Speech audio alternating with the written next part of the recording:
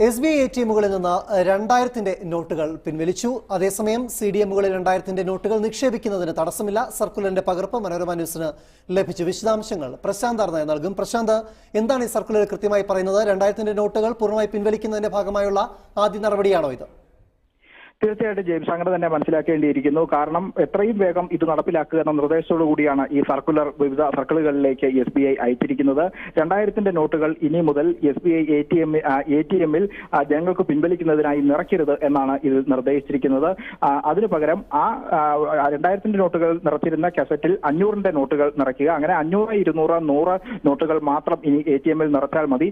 ഇത് ചില നോട്ടുകളുടെ വലിപ്പ വ്യത്യാസം കൊണ്ട് ഏതെങ്കിലും ATMൽ നിറയ്ക്കുന്നതിന് താമസം ഉണ്ടാവുകയാണെങ്കിൽ അത് എത്രയും പെട്ടെന്ന് അത് മാറ്റി ക്രമീകരിക്കുക.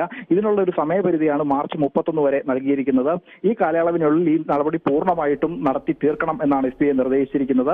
ഇതിൽ SBI പറഞ്ഞിരിക്കുന്ന പ്രധാനപ്പെട്ട ഒരു കാരണം എന്ന് പറയുന്നത് 2000-ന്റെ നോട്ടുകൾക്ക് ഇപ്പോൾ ലഭ്യത കുറവുണ്ട്.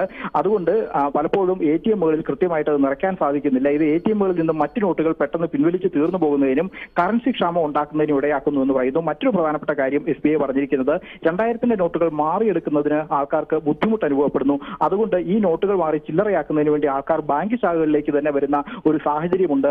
ഇത് മാറ്റണം എന്നാണ് പറഞ്ഞിരിക്കുന്നത്. അതായത് നേരത്തെ നോട്ട് നിരോധനം നടപ്പിലാക്കിയപ്പോൾ പകരം കൊണ്ടുവന്ന 2000-ന്റെ നോട്ടുകളെ കുറിച്ചുള്ള ആക്ഷേപം ഇപ്പോൾ SBI തന്നെ ശരിവച്ചിരിക്കുകയാണ്. എന്തായാലും ഈ 2000-ന്റെ നോട്ടുകൾ പൂർണ്ണമായും വിനിമയത്തിൽ നിന്ന് ഒഴിവാക്കുന്നതിന് വേണ്ടിയുള്ള റിസർവ് ബാങ്കിന്റെ ഒരു തീരുമാനത്തിന്റെ ഭാഗം തന്നെയാണ് SBI നടപ്പിലാക്കിയിരിക്കുന്നതെന്നാണ് നമുക്ക് മനസ്സിലാക്കാൻ സാധിക്കുന്നത്. പ്രശാന്ത്, എന്തായാലും ഇനി SBIയുടെ ATMകളിൽ 2000-ന്റെ നോട്ടില്ല.